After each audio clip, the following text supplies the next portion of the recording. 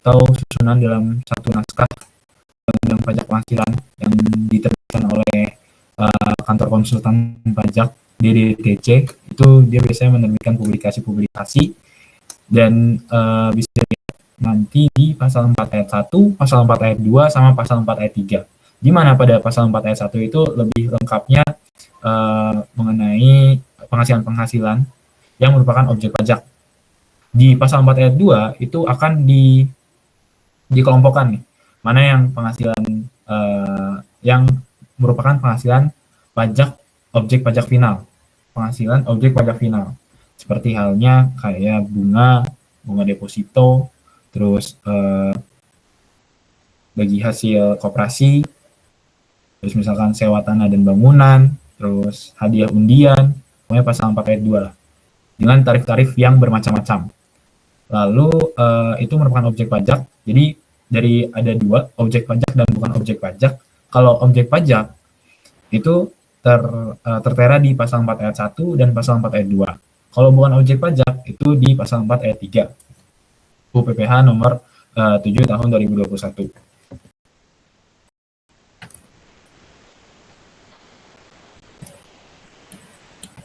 Oke, sebentar.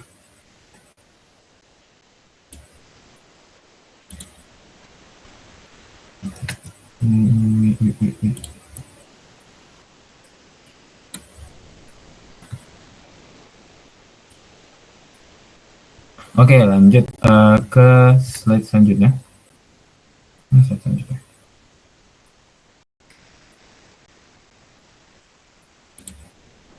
Nah, di sini ada objek pajak. Yang pertama itu ada gambaran umum ya, tapi secara khususnya, secara lengkapnya ada di tadi pasal 4 ayat 1. Dan gambaran umum itu ada penggantian atau imbalan berkenaan dengan pekerjaan atau jasa yang diterima atau diperoleh. Nah, ini sebutan simpelnya itu adalah gaji, upah, honorarium yang diterima oleh si pegawai. Terus yang kedua, hadiah dari undian, pekerjaan atau kegiatan dan penghargaan. Hadiah itu ada beberapa macam, hadiah undian, hadiah dari pekerjaan. Habis itu kita lihat lagi hadiah undian, itu baik diterima OP maupun badan, itu masuknya pasal 4 ayat 2. Terus hadiah dari pekerjaan atau kegiatan atau penghargaan, itu yang diterima oleh OP itu masuknya PPh 21, yang diterima oleh badan PPh pasal 23. Kalau yang diterima oleh wajib pajak luar negeri itu masuk PPh pasal 26. Lalu ada laba usaha itu merupakan objek pajak. Terus keuntungan karena penjualan atau pengalihan aset. Terus bunga termasuk premium, diskonto, imbalan karena jaminan pengembalian utang. Lalu ada dividen, royalti atau imbalan atas penggunaan hak, sewa, dan penghasilan lain sehubungan dengan penggunaan aset. Nah, ini termasuk PPh pasal 23, pasal 23, pasal 4 ayat 2. Nah, itu sedikit mengenai objek pajak. Lalu yang kedua ada bukan objek pajak. Yang pertama ada bantuan atau sumbangan yang diterima oleh Badan Amin Zakat atau lembaga keagamaan yang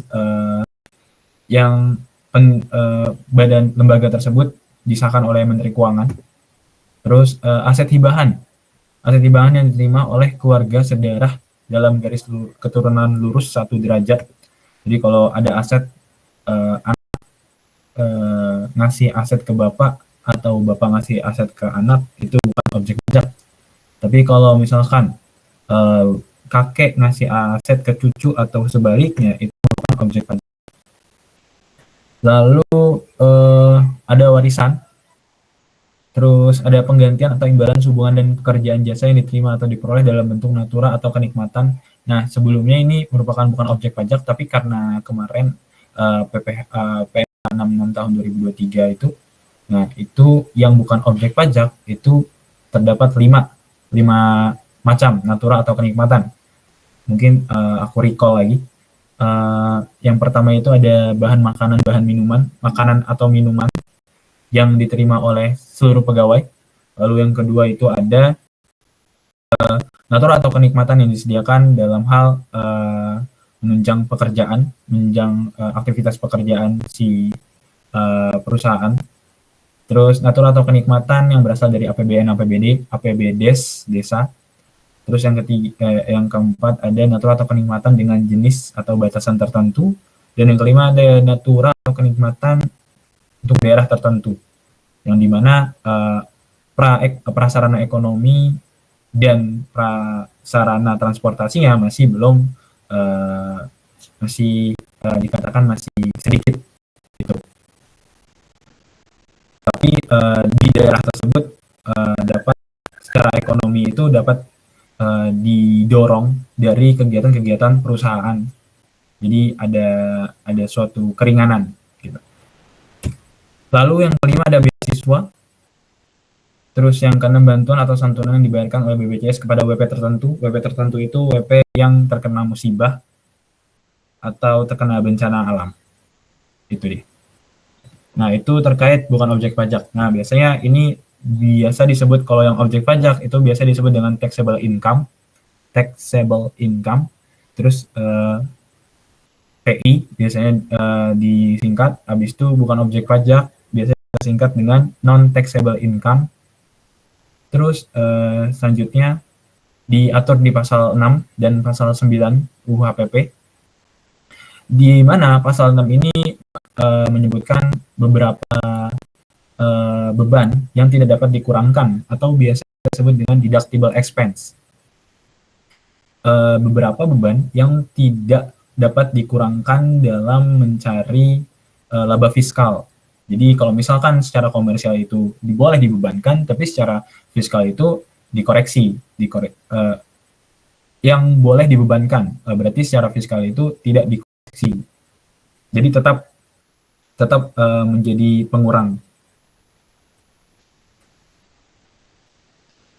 Lalu yang selanjutnya di sini ada non-deductible expense. Kalau yang non-deductible expense merupakan beban yang tidak dapat dikurangkan ya.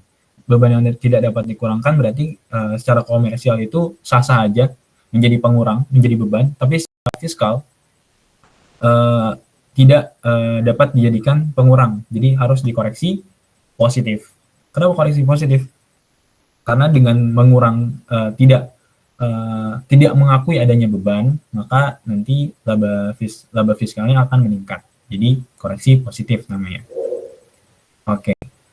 Dan untuk deductible expense itu ada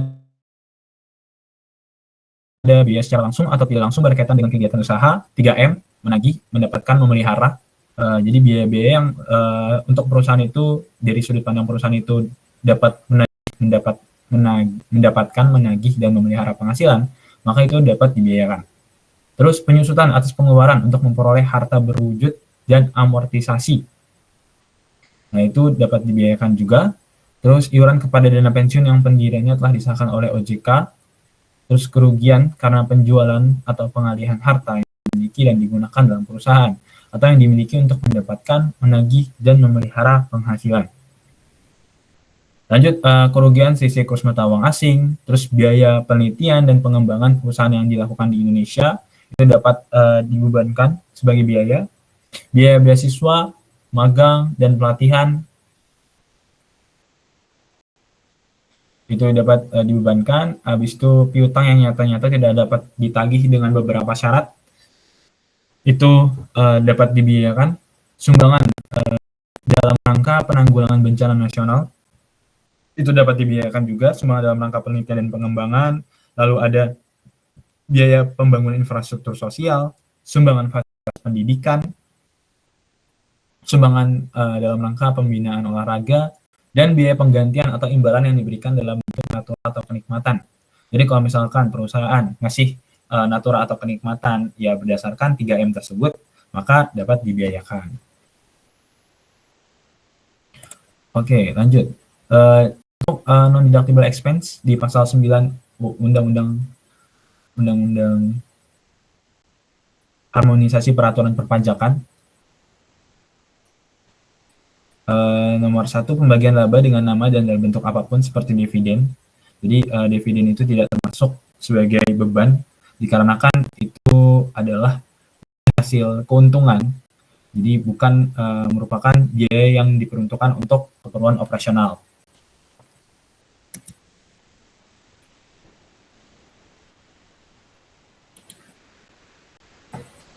Terus lalu ada biaya untuk kepentingan pribadi pemegang saham,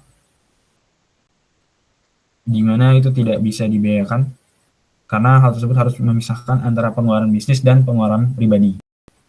Terus ada premi asuransi kesehatan, asuransi kecelakaan, asuransi jiwa, asuransi dwiguna, asuransi beasiswa yang dibayar oleh wajib pajak orang pribadi, kecuali jika dibayar oleh pemberi kerja. Dalam premi tersebut dihitung sebagai penghasilan bagi wajib pajak yang bersangkutan.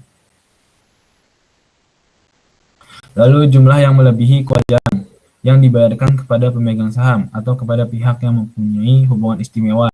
Jadi misalkan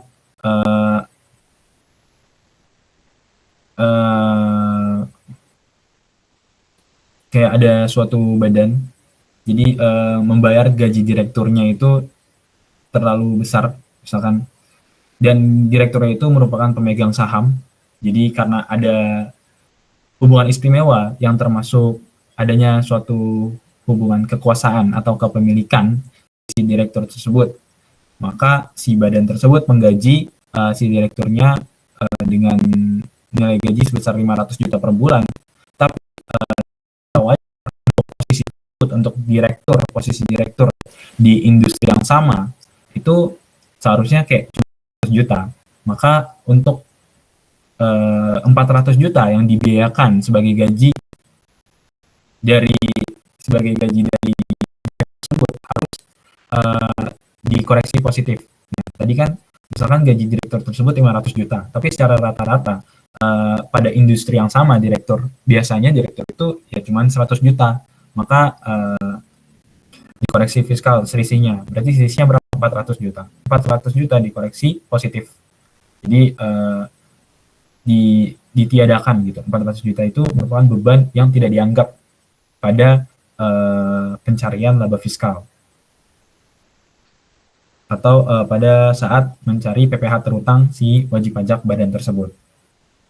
Lalu biaya pajak penghasilan. Nah, pajak penghasilan ini juga bukan merupakan biaya yang dapat dibebankan karena itu merupakan suatu karena nanti akan dikreditkan pada saat perhitungan pajak penghasilan terutang. Jadi kan kalau misalkan kita menghitung pajak penghasilan terutang suatu badan atau suatu wajib pajak, itu nanti setelah PPh terutangnya dapat, nanti ada perhitungan kredit pajak. Nah, kalau misalkan jadi kredit pajak itu merupakan pajak-pajak yang telah dibayarkan oleh si wajib pajak dalam tahun berjalan. Jadi misalkan dari Januari sampai Desember itu ada beberapa pajak yang sudah dibayarkan. Misalkan ya kalau misalkan orang pribadi, berarti kan orang pribadi itu dari Januari sampai Desember itu bisa dipotong PPh 21 karena dia kerja atau dia dipotong karena memberikan jasa dia sendiri gitu kan. Terus misalkan dia juga punya usaha, PPh 22 berarti misalkan dia melakukan penjualan ke bendahara pengeluaran pemerintah. Nah, itu kan dipungut PPh pasal 22. Terus PPh pasal 23, misalkan dia pekerja bebas, terus dia menghasilkan lagu, terus dapatlah royalti, atas penghasilan royalti itu dipotong oleh perusahaan pemberi penghasilan royalti. Nah, terus PPh pasal 24, misalkan dia punya penghasilan di luar negeri juga, atau dia punya klien, dia melakukan pekerjaan bebas, terus dia punya klien di luar negeri, nah atas penghasilan dari luar negeri tersebut, itu dapat dikreditkan. Terus PPh pasal 25, dia melakukan angsuran dari Januari sampai Desember. Jadi dari angsuran tersebut yang sudah dibayar akan meringankan pajak terutang pada saat akhir tahun gitu. Jadi pajak penghasilan tersebut tidak dapat dibiayakan karena nanti akan dibiayakan pada akhir-akhir gitu. Terus biaya yang dibebankan atau dikeluarkan untuk kepentingan pribadi wajib pajak atau orang yang menjadi tanggungannya. Terus ada gaji untuk yang dibayarkan kepada anggota persekutuan, firma, perseroan, komanditer yang modalnya tidak terbagi atas saham. Jadi karena atas gaji yang didapatkan oleh anggota persekutuan firma perseroan komanditer itu bukan merupakan sudut pandang sebagai karyawan, itu sebagai sudut pandangnya sebagai pemilik dari perusahaan, dan mereka tuh ya udah bagi hasil, jadi pembagian laba bukan soal biaya gitu. Lalu ada sanksi administratif berupa denda dan serta sanksi pidana berupa denda yang berkenaan dengan pelaksanaan ketentuan peraturan perundang-undangan di bidang perpajakan. Karena si wajib pajaknya tersebut melanggar aturan peraturan perpajakan, ya untuk menjadikan efek jera, jadi mereka tidak bisa membebankan secara fiskal, secara metode fiskal itu tidak bisa dibebankan sanksi administratif tersebut, jadi harus dikoreksi positif gitu teman-teman. Ya, mungkin ada beberapa juga terhadap biaya yang biasanya itu dapat dibebankan. Kita lihat ke deductible expense. Deductible expense itu biasanya yang harus menggunakan daftar nominatif, kayak ada biaya promosi,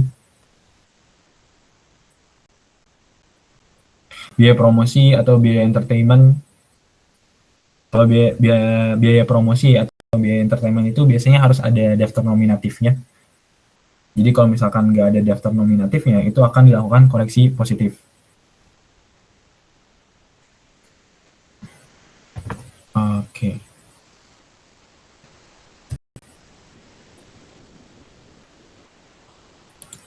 Oke, mungkin kita akan lanjut ke PPH pasal 25, menyinggung sedikit, lalu kita akan melakukan latihan soal.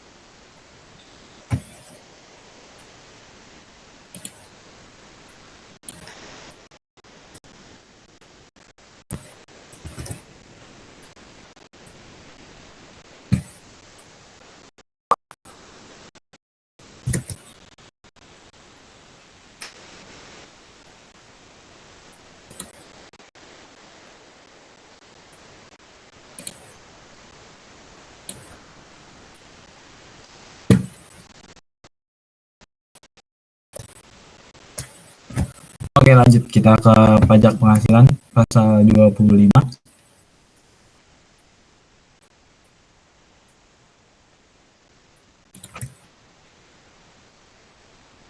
Nah, pajak penghasilan pasal 25 itu merupakan pajak tadi yang sempat aku singgung juga, merupakan kredit pajak, di mana pada saat akhir tahun itu nanti si wajib pajak itu dapat mengurangi pajak-pajak yang sudah mereka bayarkan. Seperti tadi, kalau untuk WPOP itu ada PPh 21, 22, 23, 24, 25. Terus kalau misalkan wajib pajak badan, tentunya ada PPh 22, 23, 24, 25. Terus PPh 25 ini pajak yang disetorkan sendiri tiap bulan oleh WPOP yang melakukan pencatatan serta pembukuan. Jadi wajib pajak orang pribadi yang melakukan kegiatan usaha atau pekerjaan bebas yang menggunakan NPPN itu dapat melaksanakan PPh pasal 25. Lalu wajib pajak yang melakukan pembukuan seperti halnya badan atau BUT juga dapat melakukan PPh pasal 25. Selain wajib pajak orang pribadi yang melakukan selain wajib pajak orang pribadi yang melakukan kegiatan usaha atau pekerjaan bebas itu tidak membayar PPh pasal 25. Pengecualian bagi WP yang menggunakan tarif PPh final PP 55 tahun 2022. Nah, ini merupakan PP 55 tahun 2022 itu merupakan tarif UMKM. Jadi perhitungannya penghasilan bruto dikali 0,5% dari si UMKM tersebut. Nah, ini nanti kalian bisa baca-baca sendiri mengenai PP 55 tahun 2022 itu. Terus biasa kita sebut dengan PPh pasal 25 itu angsuran pajak. Jadi kalau misalkan angsuran pajak berarti ingatnya PPh pasal 25. Gimana besaran PPh pasal 25? Sebesar PPh terutang menurut tahunan PPh dikurangi dengan kredit pajak. Nah, jadi kalau misalkan PPh terutang itu kan nanti dikurangi dengan kredit pajak PPh 21, 22, 23, 24, 25. Kalau WPOP, kalau WP badan berarti PPh pasal 22, 23, 24, dan 25. Tapi untuk menghitung PPh pasal 25-nya, itu berarti wajib kita menghitungnya dengan PPh terutangnya dikurang dengan kredit pajak selain PPh 25 gitu. Karena kita mau menghitung PPh 25 untuk tahun selanjutnya gitu. Coba mungkin kita langsung saja ke contoh ya. PPh terutang berdasarkan SPT tahunan PPh tahun. Jadi ada wajib pajak di mana PPh terutang di SPT tahunan 2024 itu sebesar 50 juta. Terus ada kredit pajaknya. Berarti kredit pajak adalah pajak yang telah dibayarkan atau dipungut atau dipotong si wajib pajak. Jadi wajib pajak tersebut telah dipungut atau dipotong oleh pihak lain atau membayar sendiri. Membayar sendiri ini maksudnya adalah PPh pasal 25 tersebut. Jadi kredit pajak merupakan pajak yang telah dipungut, dipotong, dibayarkan sendiri oleh wajib pajak tersebut pada saat tahun berjalan. Sehingga nanti pada saat perhitungan akhir tahun, SPT tahunan, itu dapat dikurangkan gitu. Jadi namanya disebut kredit pajak. Nah, di sini si wajib pajak tersebut memiliki, berarti ini ada PPh 21, berarti si wajib pajak orang pribadi. Si WPOP ini memiliki kredit pajak sebesar PPh 21, 22, 23, 24. Jadi ada 35 juta. Nah, berarti berapa besar PPh pasal 25-nya? Maka karena jumlah kredit pajaknya itu 35 juta, jadi langsung aja dikurangi. PPh terutang 50 juta, dikurang 35 juta, sama dengan 15 juta. Lalu 15 jutanya dibagi dengan 12. Maka per bulannya adalah 1.250.000 untuk melakukan angsuran pajak. Oke, lanjut. Itu merupakan PPh pasal 25. Terus kemarin itu ada PPh pasal 28A dan PPh pasal 29. Nah, untuk PPh pasal 28A atau 29 ini merupakan hanya sebutan gitu. Hanya suatu sebutan kondisi. Jika kondisi di mana PPh terutang, kalau misalkan PPh pasal 29 dulu deh, yang kurang bayar. Di mana kondisi ini merupakan WP wajib pajak tersebut memiliki kondisi PPh terutangnya itu lebih banyak daripada kredit pajak. Contohnya kayak tadi. Nih. Di sini PPh terutangnya 10 juta. 50 juta. Tapi kredit pajaknya 35 juta. Maka masih ada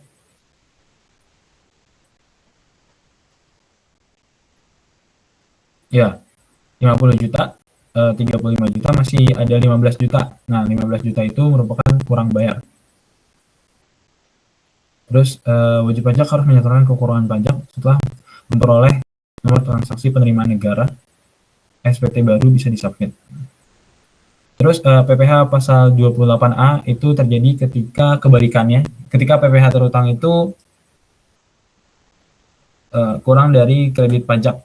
Jadi kredit pajak lebih banyak daripada PPh terutang, maka wajib pajak harus menyampaikan ke KPP untuk menjelaskan alasan lebih bayar, kenapa bisa lebih bayar. Jadi harus ada bukti terkait. Lalu wajib pajak tersebut dapat melakukan permohonan pengembalian lebih bayar atau melakukan kompensasi. Begitu teman-teman.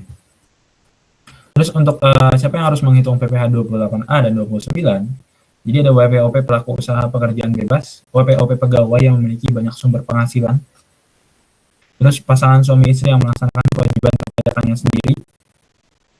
Jadi ada kondisi yang dikatakan memberi terpisah sama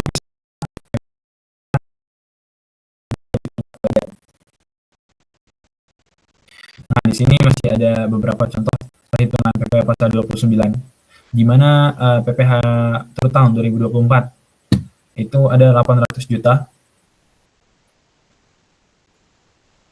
Dan 800 juta ini dikurangi dengan kredit pajak tahunan 2024.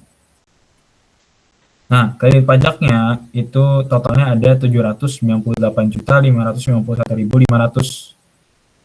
Maka langsung aja PPh terutang itu lebih besar daripada total kredit pajak. Maka dari situ bisa dikatakan bahwa kondisi tersebut adalah kondisi PPh pasal 29 atau kurang bayar. Dan jika misalkan kredit pajak, total kredit pajaknya itu adalah 810 juta, maka nanti kan ada lebih bayar sekian 9 jutaan lah. Begitu teman-teman. Oke, mungkin sebelum masuk ke latihan soal, apakah ada yang dikonfirmasi terlebih? Wait.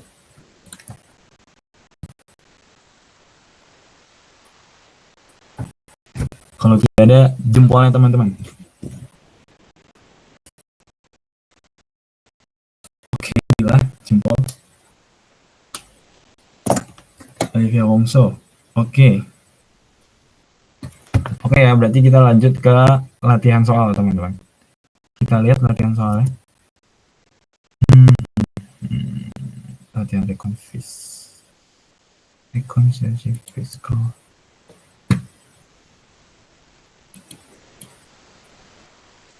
Oke, di sini kita sudah ada latihan soal reconciliation fiscal dengan kajiannya. Kita lihat depresiasinya dulu.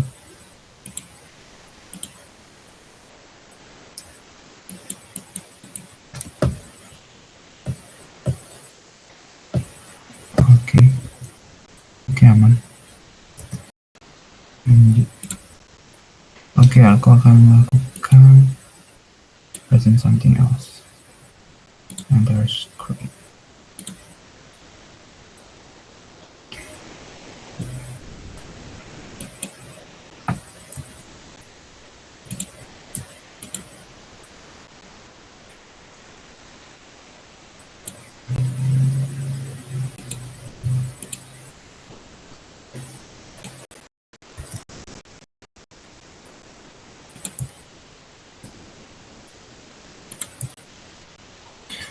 Oke, di sini udah kelihatan ya teman-teman ya. Kalau sudah kelihatan, mungkin suaranya aku nggak bisa lihat. Jempol. Apakah sudah terlihat teman-teman? Sudah terlihat Kak. Oke, lanjut. Di sini ada beberapa sedikit rekomendasi fiskal. Di sini ada PT Southampton Indonesia, bidang usahanya pertambangan biji nikel, basis akrual bahasa Indonesia, metode garis lurus, depresiasinya, persediaannya first in first out. Lanjut kita ke bagian laba ruginya yang akan kita lakukan rekonsiliasi fiskal. Di sini ada penjualan, bisa kalian lihat juga sendiri di sini ada retro penjualan, diskon penjualan, maka penjualan bersih 300 juta, lalu beban pokok penjualannya ada 3M, jadi sisa laba kotornya ada 4M 300 juta, lalu dikurang dengan biaya-biaya yang sangat banyak ini, jadi 770 juta biayanya, hingga laba bersihnya 530 juta, Lalu ada pendapatan keuntungan atau biaya kerugian lainnya. Di sini kebetulan banyak pendapatan lainnya, sekitar 200 juta. Jadi labanya sebesar 3M 735.125.000 sebelum pajak. Jadi laba sebelum pajaknya adalah 3M 730.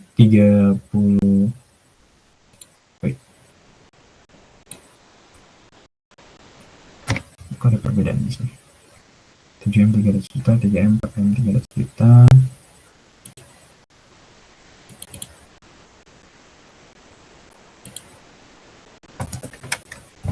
Tujuh enam empat, 10, 70, 30, 26.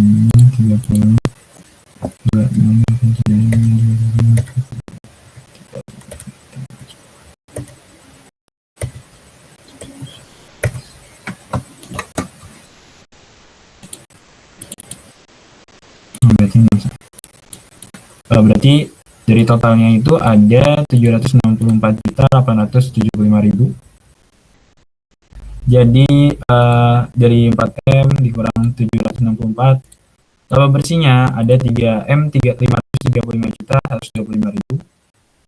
Terus ada 40.500.000 terkait dividen dari perusahaan lokal, ada keuntungan jualan saham BI, ada pendapatan bunga, pendapatan sewa tanah, sama dividen buat di luar negeri tidak diinvestasikan di Indonesia.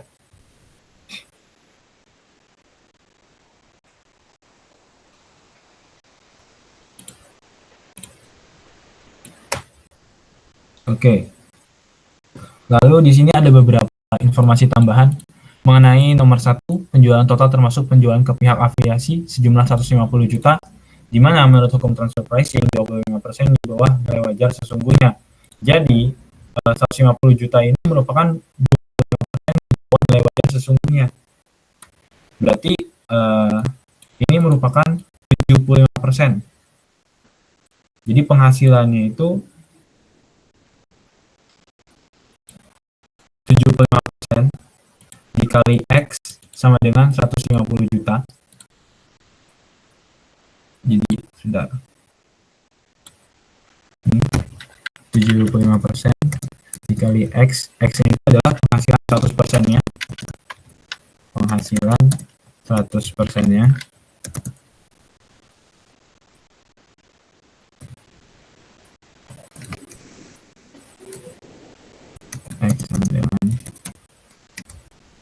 X sama dengan 150 juta, kan? Nah, maka 100%-nya berarti X sama dengan 150 juta dibagi 75%. Maka X sama dengan 200 juta. Jadi penghasilan 100%-nya adalah 200 juta. Jadi harusnya dia itu melakukan penjualan ke pihak afiliasi itu mendapatkan 2 juta. Tapi karena dia mungkin ada melakukan transfer pricing, hubungan istimewa di antara penjualan tersebut, di transaksi tersebut, maka dia menjual dengan harga yang lebih murah. Jadi penjualan yang didapat itu 150 juta, di 25% di bawah nilai wajar sesungguhnya, atau 75%. Maka 100%-nya adalah 200 juta, ya kan? Dari situ nanti akan ada koreksi positif harga 50 juta, karena penjualan yang harus diakuinya itu adalah 200 juta, bukan 150 juta, gitu teman-teman. Terus nomor 2, ini ada CNRV, di mana net realizable value ini merupakan suatu metode untuk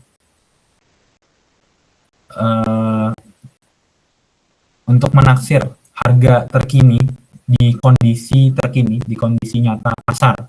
Jadi kalau misalkan harganya lagi turun, maka dibandingin nih sama cost harga perolehan sebelumnya. Kecilan yang mana? Nanti kalau misalkan NRV-nya yang kecil, maka yang dipakai perusahaan adalah NRV. Tapi kalau misalkan setelah dibandingkan dengan harga terkini, cost yang perolehan yang paling kecil, maka yang dipakai perusahaan itu adalah kejadian awal yang diambil paling kecil juga, yaitu 750 juta di sini. Nah, di pajak itu menggunakan harga perolehan aja, nggak bisa taksiran atau perkiraan karena suatu kondisi tertentu. Jadi karena cost-nya harga perolehannya 750 juta dibandingkan dengan 800 juta, berarti perusahaan itu udah benar melakukan pencatatannya di harga 150 juta untuk persediaan awal. Tapi kalau untuk persediaan akhir, karena yang paling kecil adalah menurut metode NRV-nya, perusahaan itu mencatat 550 juta, bukan 700 juta. Karena berdasarkan kebijakan perpajakan, itu yang diakui adalah harga perolehan sebesar 700 juta. Maka nanti harus ada koreksi positif. Kenapa koreksi positif? Karena persediaan akhir kan merupakan pengurang dari harga pokok penjualan atau persediaan awal ditambah pembelian bersih dikurangan persediaan akhir. Nanti kan sama dengan HPP kan? Ya, di sini kita persediaan awal ditambah pembelian bersih persediaan akhir sama dengan HPP. HPP itu akan mengurangi laba fiskal. Jadi kalau misal persediaan akhirnya meningkat, maka HPP menurun, ya kan? HPP menurun. Maka dari itu, karena menurun HPP, jadi laba fiskalnya, maka laba fiskal naik. Maka dari itu, kalau persediaan akhir meningkat adalah koreksi positif. Karena dengan meningkatnya persediaan akhir, itu akan menyebabkan laba fiskal menjadi meningkat. Kenapa bisa laba fiskal meningkat? Karena HPP-nya jadi kecil, gitu teman-teman.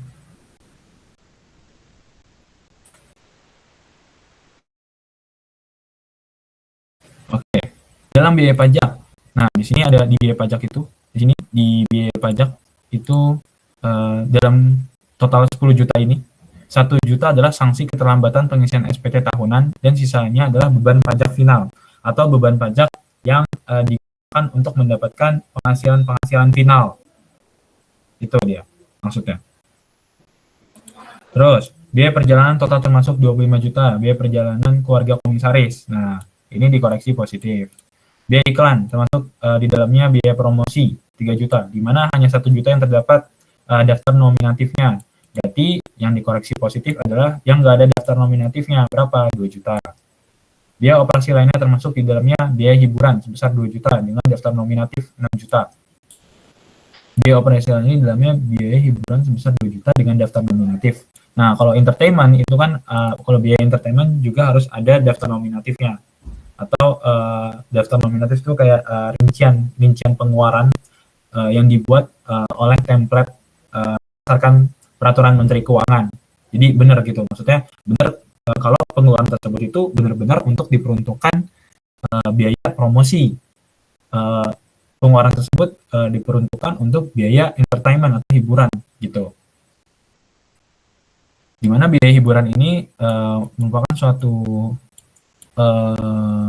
pengait lah, pengikat untuk si perusahaan itu dapat mendapatkan 3M, mendapatkan, memelihara, menagih penghasilan. si perusahaan atau si wajib pajak tersebut. Terus lanjut. Terus ada 6 juta sumbangan untuk acara pentas seni. Nah, tadi terkait sumbangan itu hanya boleh untuk fasilitas pendidikan, pengembangan dan penelitian yang di Indonesia, yang diadakan di Indonesia. Lalu bencana nasional, sumbangan bencana nasional, sumbangan pengembangan olahraga, terus sama sumbangan, bukan sumbangan, infrastruktur, pembangunan infrastruktur sosial. Nah, itu adalah beberapa sumbangan atau dana yang dapat dibebankan. Jadi kalau misalkan sumbangannya untuk acara seni SMA 1 Soton, itu nggak bisa ya teman-teman. Jadi harus dikoreksi positif. Terus biaya makanan dan minuman, 20 juta untuk keperluan pekerjaan dan 10 juta untuk pesta perusahaan. Nah, ini di sini 10 juta koreksi positif. Gaji, upah, seragam satpam 5 juta dan PPh 21 ditanggung perusahaan 25 juta. Nah, di sini sebenarnya nggak ada yang harus dilakukan koreksi, karena untuk seragam satpam itu merupakan 3M, salah satu metode 3M, menagih, mendapatkan, memelihara, dan PPh 21 ditanggung perusahaan itu juga termasuk 3M gitu, dapat dibebankan oleh si perusahaan. Karena ya untuk menagih, mendapatkan, dan memelihara penghasilan tersebut.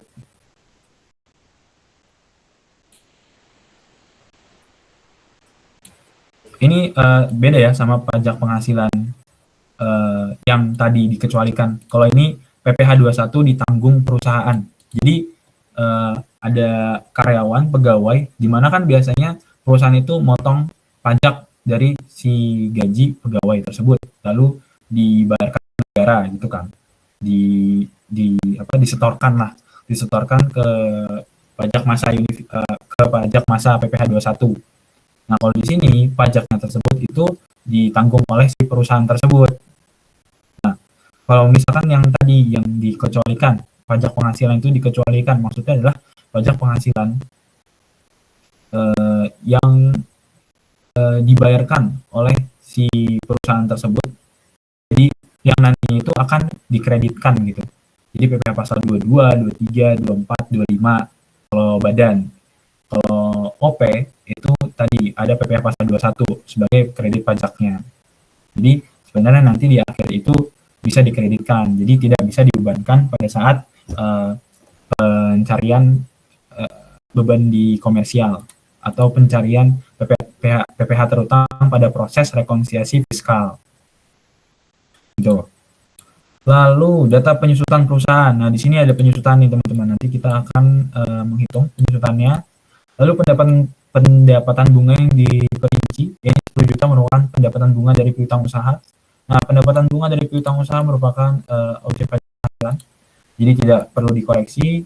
Dan 4 juta dari pendapatan bunga deposito. Nah, bunga deposito ini merupakan penghasilan final, teman-teman. Pasal 4 ayat 2. Jadi di sini nanti kita harus melakukan koreksinya itu adalah koreksi negatif, karena penghasilannya jadi tidak diakui nih yang 4 juta ini. Terus pembayaran pajak tahun berjalan. Nah, ini di sini ada kredit pajaknya, langsung diketahui. PPh 25 per bulannya 30 juta, berarti nanti kita akan langsung setahunkan. Lalu PPh 22-nya 25 juta, 23-nya 50 juta. Diminta apa? Diminta buatlah tabel depresiasi menurut fiskal. Oke. Terus kertas kerja rekonsiliasi fiskal untuk laba rugi. Hitunglah PPh terutangnya, terus hitunglah PPh 28A atau 29-nya. Jadi kondisinya apakah lebih bayar atau kurang bayar. Terus hitunglah PPh pasal 25-nya untuk tahun depan. Jadi untuk tahun 2000 berapa ini? Ini tahun 2022 kalau nggak salah. 2000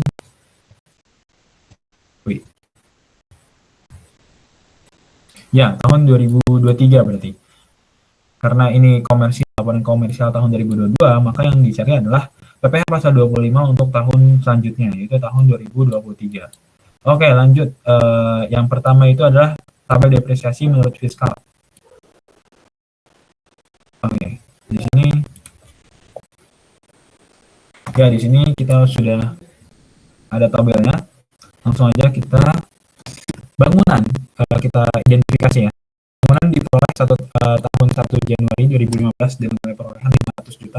Nilai perolehan 500 juta dengan umur ekonomis 25 tahun. Nilai sisanya nggak ada.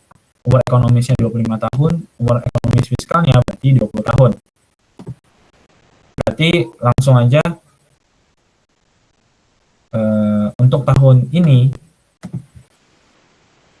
berarti penyusutannya adalah sebesar komersial adalah 20 juta, fiskal adalah 25 juta. Perbedaan di tahun umur ekonomi, masa manfaat atau manfaat ekonomi ya. Bedanya ada 5 juta. Oke. Yang lebih tinggi itu adalah fiskal. Jadi kalau misalkan untuk hal ini, untuk melakukan proses rekonsiliasi fiskal, maka kita berpatokan dengan depresiasi menurut kebijakan fiskalnya. Jadi kalau misalkan kebijakan fiskalnya ini ada 25 juta, maka nanti penyusutan untuk tahun ini berarti 25 juta. Jadi ada sisi 5 juta nih. Maka nanti ini merupakan koreksi negatif. Kenapa koreksi negatif? Karena bebannya bertambah. Yang tadinya 20 juta jadi 20 juta. Bertambah berapa? 5 juta. Ini dia. Gitu ya teman-teman. Lanjut. Mesin diperoleh 3 Januari. Nilai perolehan 200 juta. Terus dengan umur ekonomi 10 tahun. 10 tahun. Nilai sisanya 10 juta. Nilai sisa 10 juta. Dan mesin ini termasuk kelompok 2. Kelompok 2 berarti termasuk yang kelompok 8 tahun. Ya, 8 tahun. Jadi nanti perhitungan untuk komersial berarti kan 200 dikurangin 10, habis itu dibagi 10. Jadi 19 juta. Untuk fiskal itu tidak menghitung nilai sisa. Jadi 200 juta langsung dibagi 8, maka dapatlah 25 juta. Jadi masih tinggi menurut fiskal nih. Tinggi menurut fiskal berarti ada koreksi negatif. Berapa? 6 juta. Ada koreksi negatif sebesar 6 juta. Terus mesin ada kendaraan. Kendaraan di sini kendaraan diperoleh 11 Januari 2021 dengan nilai perolehan 65 juta dengan umur ekonomi 10 tahun. Dan nilai sisa 5 juta. Harga perolehannya 65 juta, nilai sisanya 5 juta. Jadi dikurangin 60 bagi 10 berarti 6 juta. Tapi menurut fiskal itu 8.125.000. Dapat dari 65 juta langsung dengan 8. Maka 8 juta depresiasi fiskalnya adalah 8.125.000. Masih tinggi fiskal, maka nanti akan ada koreksi negatif. Pokoknya nanti kita langsung fokus di total dari penyusutannya. Maka total bedanya adalah, jadi menurut depresiasi komersial itu sebenarnya 45 juta. Nah, depresiasi komersial ini usahakan pada saat menghitung kalian harus sama dengan data yang tertera di sini nih. Nah, di sini kan dibilang biaya penyusutannya 45 juta. Maka nanti perhitungan kalian pada depresiasi komersial ini harus sama teman-teman. Sebesar 45 juta. Habis itu nanti udah 5 juta, 58 juta dibanding 45 juta, 13 juta. Maka ada koreksi negatif 13 juta. Kita cari. Tadi nomor berapa? Nomor 9 penyusutan perusahaan. Langsung aja kita taruhlah biaya penyusutan 45 juta, lalu koreksi negatif, habis itu dapatlah totalnya menurut fiskal itu biayanya itu adalah 58.125.000. Oke, lanjut ke nomor 1. Nah, nomor 1 tadi ini kan ada transaksi afiliasi atau transfer pricing, di mana harusnya dia itu mendapatkan 200 juta, tapi dia malah ngejual 150 juta karena adanya hubungan istimewa.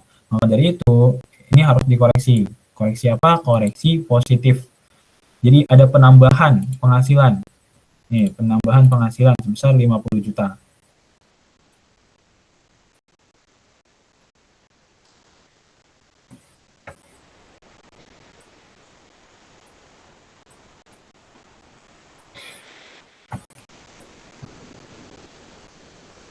Jadi ada penambahan penghasilan besar 500 juta.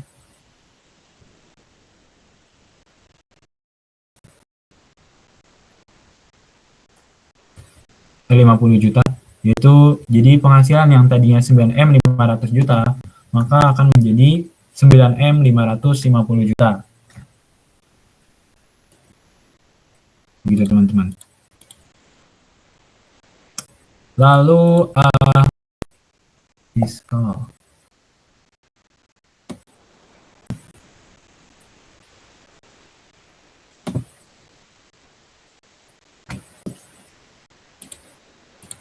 $9.550 juta. Oke, lalu selanjutnya persediaan disajikan sebesar lower of cost or net realizable value atau LCNRV. LCNRV ini dilihat dari pencatatan perusahaan mengenai yang mana yang paling kecil. Kalau yang paling kecil cost, berarti udah benar perusahaan udah benar melakukan pencatatannya, jadi tidak dilakukan koreksi. Tapi kalau misalkan yang paling kecil ini adalah NRV, maka akan dilakukan koreksi. Nah, kalau persediaan akhir tiba-tiba meningkat, jadi kan ini yang dicatat perusahaan itu 550 juta, karena yang paling kecil itu 550 juta. Nah, berarti kita harus menambah berapa nih? Berarti kita harus menambah 150 juta. Jadi karena ada tambahan 150 juta pada persediaan akhir, maka dikoreksi positif. Kenapa koreksi positif? Karena dari adanya peningkatan persediaan akhir, itu akan membuat HPP-nya itu menjadi berkurang. Kalau HPP-nya berkurang, maka laba fiskalnya meningkat. Nah, koreksi positif adalah dampak dari ketika proses koreksi ini mengakibatkan laba fiskalnya itu meningkat gitu. Jadi untuk nomor 2 itu ada koreksi positif 150 juta. Ini nomor 2 nih. Nomor 2, koreksi positif 150 juta. Jadi persediaan akhirnya sebesar 700 juta nih teman-teman. Jadi dari 9M 550 perubahan pertama, retur penjualan, diskon penjualan, penjualan bersihnya segini. Habis penjualan bersihnya seperti itu, lalu ada beban pokok penjualan.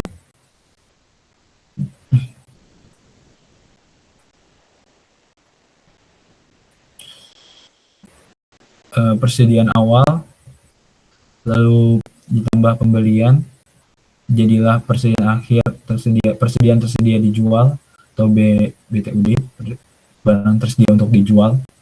Lalu ada persediaan akhirnya jadi 700, maka totalnya 2M 850 juta yang sebelumnya adalah 3M. Jadi menurunkan HPP-nya.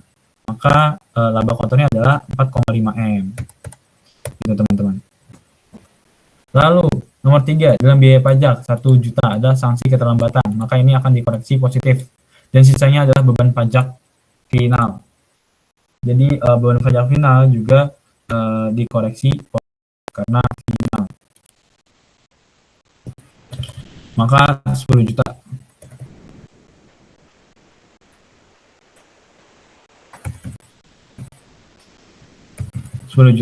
Koreksi positif.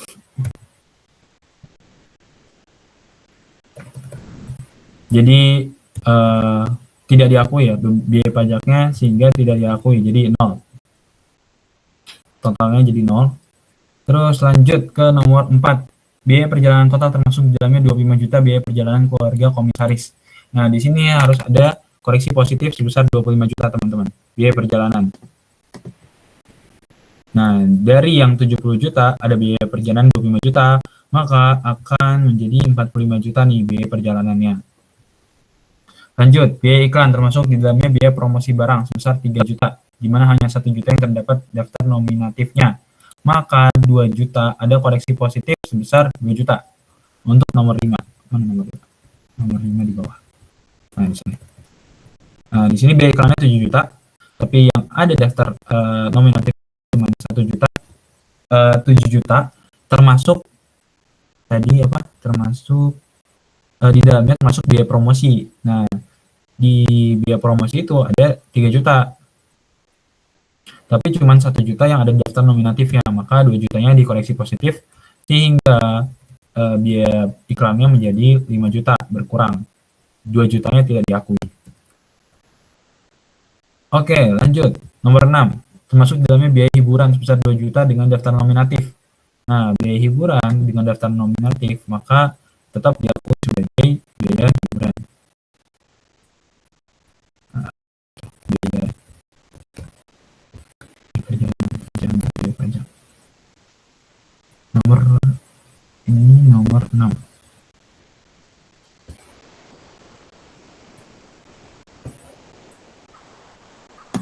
Nomor 6, biaya operasi lainnya. Nah, ya.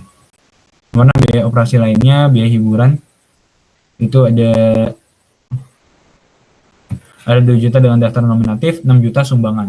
Jadi sumbangan kepada pentas seni ini harus dikoreksi positif sehingga dari 16 juta menjadi 10 juta biayanya. Lanjut kita ke biaya makanan minuman terdiri dari 20 juta untuk keperluan pekerjaan dan 10 juta untuk pesta perusahaan. Nah, di sini lebih ke entertainment yang 10 jutanya.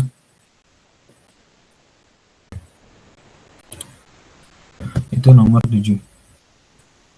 Nah, karena lebih ke entertainment tapi tidak ada daftar nominatif, maka akan dikoreksi positif 10 juta. Jadi 20 juta biaya. Terus 8. Gaji dan upah. Gaji dan upah termasuk pembiayaan seragam Satpam 5 juta dan PPh 21 ditanggung perusahaan 25 juta. Nah, di sini tidak ada koreksi ya, teman-teman. Jadi tetap dari 300 berapa ini? Dari 300 juta menjadi 300 juta. Tetap. Berarti ke nomor 9, biaya penyusutan. Nah, tadi yang sudah kita hitung ada koreksi negatif karena menurut kita lebih besar.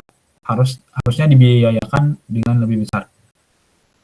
Lanjut ke nomor 10. Pendapatan bunga diperinci, ya ini 10 juta merupakan pendapatan bunga. Nah, di sini jadi pendapatan bunga ini 14 juta, 10 jutanya itu pendapatan bunga dari piutang usaha.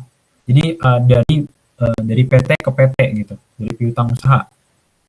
Berarti 10 juta itu tetap termasuk objek pajak penghasilan. Tapi 4 jutanya itu merupakan objek pajak final, teman-teman. Jadi harus dikeluarkan. Karena mengurangi penghasilan, maka koreksi negatif. Das. Jadi sisa 10 juta. Nah, terus kita lihat nih, nggak ada informasi tambahan, tapi ada yang dikoreksi. Apa nih yang dikoreksi? Ini, dividen dari perusahaan lokal. Nah, dividen kalau PPh pasal 23, badan itu mendapatkan dividen dari PT dalam negeri, itu sekarang bukan termasuk objek pajak PPh pasal 23. Jadi harus dikoreksi negatif. Maka atas dari perusahaan lokal 40.500.000 ini harus kita koreksi negatif 40.500.000 juga. Jadi untuk perhitungan fiskalnya menjadi 0 pendapatannya karena dikoreksi negatif. Terus keuntungan penjualan saham di BI. Nah, ini juga merupakan final saham 4 ayat 2. Terus dikuranglah. Lalu ada pendapatan bunga. Nah, ini yang tadi kan, pendapatan bunga depositonya 4, jadi 4 juta. Jadi sisa 10 juta yang dapat diakui sebagai penghasilan. Terus dividen di luar negeri. Nah, dividen luar negeri ini tetap diakui sebagai objek pajak penghasilan, teman-teman. Nanti biasanya harusnya ada ya, karena merupakan penghasilan dari luar negeri, maka termasuk objek pajak penghasilan, di mana tadi kalau objek pajak penghasilan kan setiap tambahan ekonomi baik yang diterima badan, OPP, orang pribadi, berasal dari dalam Indonesia maupun dari luar Indonesia, di mana untuk digunakan sebagai konsumsi atau menambah kekayaan si wajib pajak tersebut dalam bentuk dan dalam nama dan dalam bentuk apapun. Ini termasuk penghasilan. Oke, dapatlah kita pendapatan bersih lainnya sebesar 110.500.000. Maka penghasilan bersih sebelum pajak adalah 3M 775 juta dikurangi ditambah dengan 110.500.000. Jadi laba bersih ditambah pendapatan lainnya 3M. Berarti penghasilan kena pajaknya adalah 3M 805.500.000. Lalu selesai kan, kita buat kertas kerja rekonsiliasi fiskal nomor 2.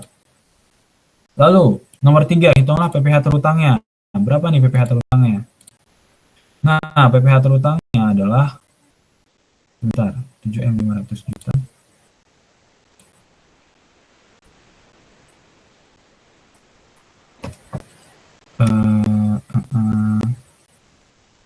Berarti PPh terutangnya adalah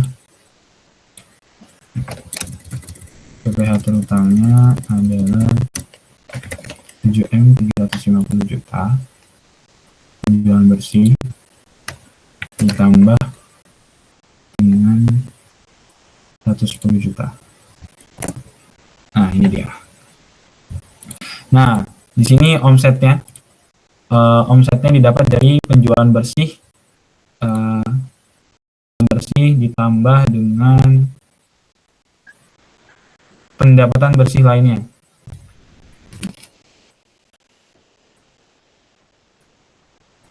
Sebesar 110.500.000.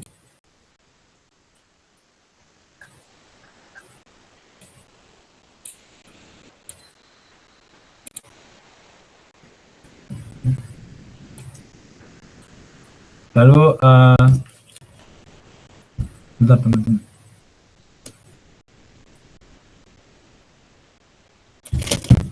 Nah, di sini untuk omsetnya 7M, terus lalu penghasilan kena pajaknya itu ada 3M sekian. Nah, dari 7M ini berlandaskan dari pasal 31E, itu berarti tarif yang dipakai adalah tarif fasilitas dan non fasilitas. Nah, untuk tarif fasilitas itu perhitungannya adalah, jadi untuk fasilitas itu berarti tarif badannya 22% dikali 50%, jadi 11%.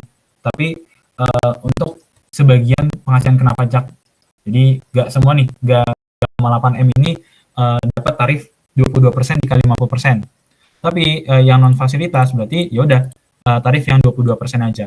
Dihitungnya dari 4,8M dibagi 4,8M ini merupakan batasan.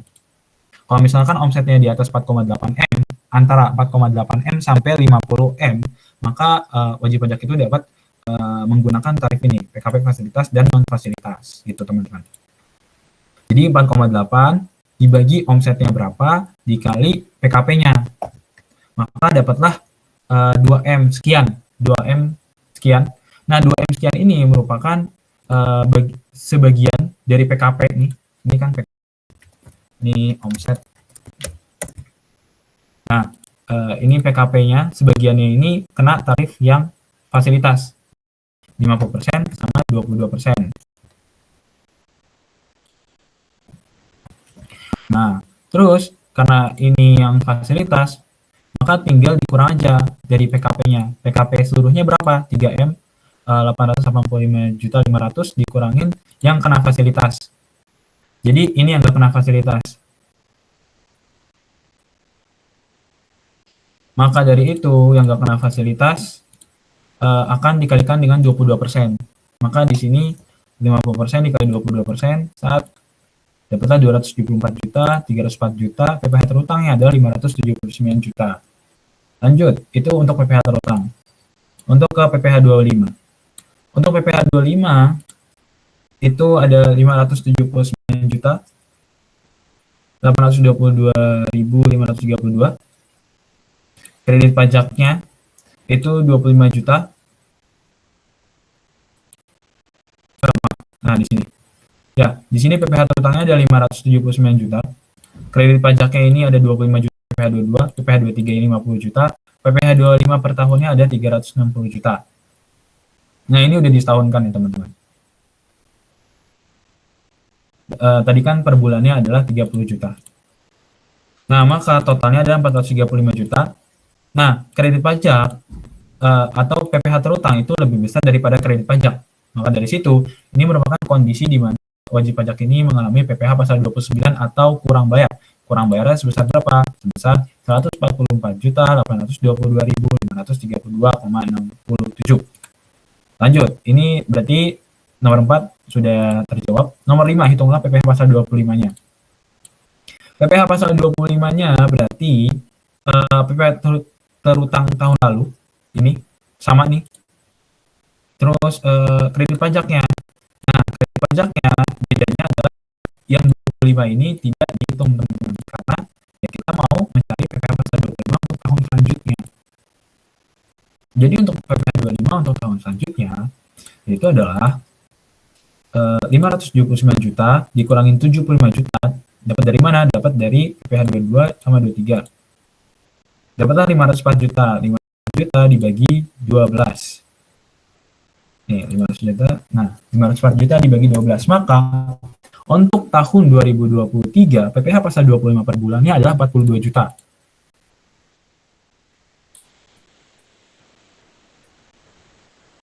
Per bulan. Gitu, teman-teman. Oke, jadi nomor 5 sudah selesai. Oke, mungkin dari sini ada yang ingin dikonfirmasi, teman-teman. Oke, Fajar Maulana.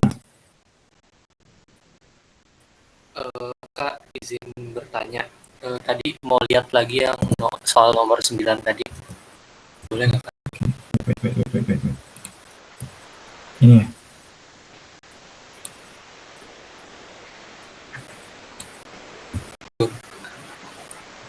Ini udah, belum? Itu yang soal nomor 9, poin pertama itu kan bangunan diperolehnya kan Januari 2015, Kak. Nah, Iya. Perhitungan kakak tadi itu di koreksi fiskal tadi itu kan dihitungnya 20 tahun ya, Kak, karena maksimal batas itu kan 20 tahun. Nah, itu mau nanya aja sih, Kak, kan itu bangunannya diperoleh 2015. Itu kan kita melakukan koreksi ini kan 2022, otomatis udah terpakai 7 tahun. Nah, itu bagaimana, Kak? Kita tetap memakai yang 20 tahun atau sesuai tahun yang udah dipakai gitu, Kak? Seharusnya kan 18 tahun. Gitu sih, Kak. Gimana? Jadi dari 2015. Iya, kan dia beli bangunannya 2015. Kita kan melakukan koreksinya ini 2022 kan, Kak. Itu kan dia terpakai 7 tahun.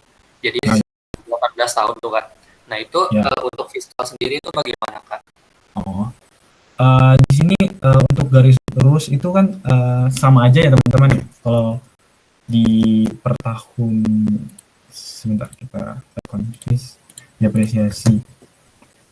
Nah, dari 500 juta 25 tahun 20 tahun. Nah, ini kan laporan tahunan ya. Nah, untuk per tahunnya berarti kan kalau misalkan 500 juta 2015 berarti udah 7 tahun. Berarti akumulasi penyusutan peralatannya itu berarti 20 juta dikali 7 tahun. Ya, karena sudah terpakai 7 tahun. Tapi untuk beban penyusutan peralatannya pakai yang per tahunnya, teman-teman. Jadi tetap pakai yang perhitungan 20 tahun. Jadi 500 juta ini apapun umur ekonomisnya ya. Jadi tetap sama aja, bedanya itu cuma ada di waktu atau jumlah umur ekonomisnya. Tapi kalau untuk perhitungannya tetap sama aja sebenarnya, teman-teman. Jadi kalau untuk akun akumulasi penyusutan peralatan berarti ini udah 140 juta. Berarti sisa berapa? Sisa berarti sisa 500 kurang 140 berarti kan sisa 400, 360 lah, 360 juta. Nah, itu 360 juta. Coba kita lihat 360 juta dibagi berapa? Dibagi 20. Anggaplah yang kita pakai yang 20 tahun deh. Yang 25 tahun. Dibagi 25.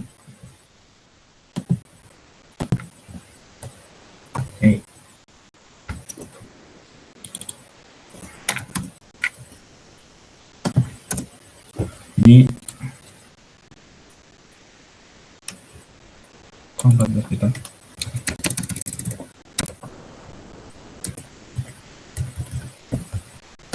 Dari 500 juta, 360 juta. Oh, salah. 360 juta dibagi sama yang 20 juta. Nah, jadi kan sisa 18 tahun. Jadi per tahunnya tetap kita bebankan sebesar 20 juta. Tapi nanti kan akumulasi penyusutan depresiasinya yang akan akumulatif sendiri gitu. Jadi nanti akan menghabiskan si umur bangunan 500 juta ini. Gimana, Fajar? Oh, jadinya tetap pakai yang 20 tahun itu kayak bukan yang 18 tahun. Ya, tetap. Oh iya, sama juga sih Kak, kan tadi kalau nggak salah PKP-nya itu kan berapa sih Kak tadi? Di bawah 4,8 ya? Boleh dulu nggak? Nah, nih, ya. PKP itu kan, oh di atas 4,8 kayak Yang omset. ini PKP. Kalau PKP di PKP bawah total 4,8. itu kan tadi misalkan nih, ini kan perusahaan nggak tahu ya laba brutonya berapa. Misalkan kalau di bawah di atas 4,8 itu kan dia pokoknya di bawah 50M kan bisa nikmatin fasilitas 50% itu kayak. Nah, aku mau nanya sih Kak, kalau misalkan PKP setelah dihitung nih, PKP-nya itu kan misal di bawah 4,8M. Nah, itu tuh bisa dipakein keseluruhan tarif 50% ini nggak sih Kak? Atau harus emang dipisah gitu? Jadi beda ya, teman. Untuk omset itu pokoknya di antara 4,8 sampai 50 itu menggunakan setengah-setengah. Jadi ada yang fasilitas sama non-fasilitas. Tapi kalau misalkan omsetnya itu di bawah 4,8, itu nanti tarifnya adalah 22% dikali 50%. Jadi full fasilitas gitu. Jadi kita lihat dari omsetnya.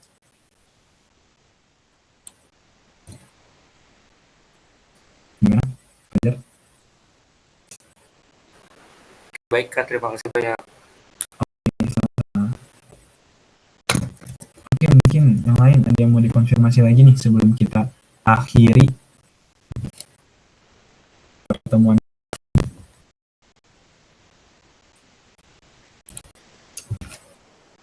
Kak, Oi, ya kenapa?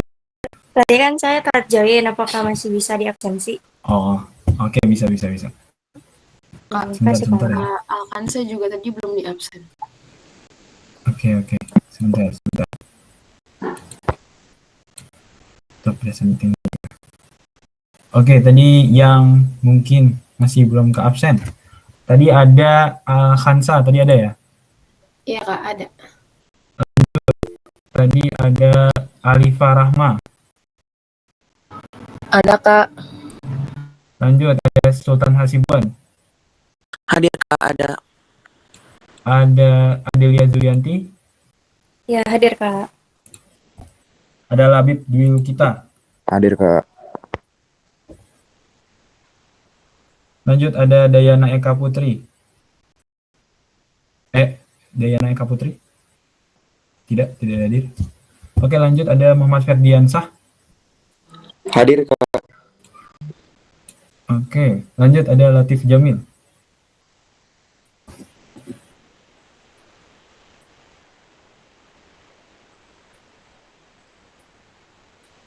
Latif Jamil.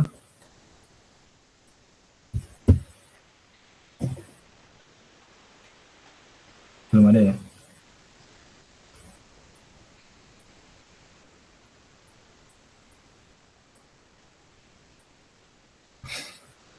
Tadi aku mau confirm tadi PPT-nya emang ada yang nggak kegeser ya? Iya Kak. Oke, mungkin nanti untuk pertemuan-pertemuan selanjutnya mungkin bisa langsung dipotong aja ya kalau emang nggak kegeser ya teman-teman ya. Oke, mungkin aku cukup karena tidak ada pertanyaan lagi, mungkin aku cukupkan untuk pertemuan asistensi kita pada hari ini. Sebelum kita tutup, karena kita diawali dengan membaca doa, maka kita akhiri juga pertemuan asistensi kita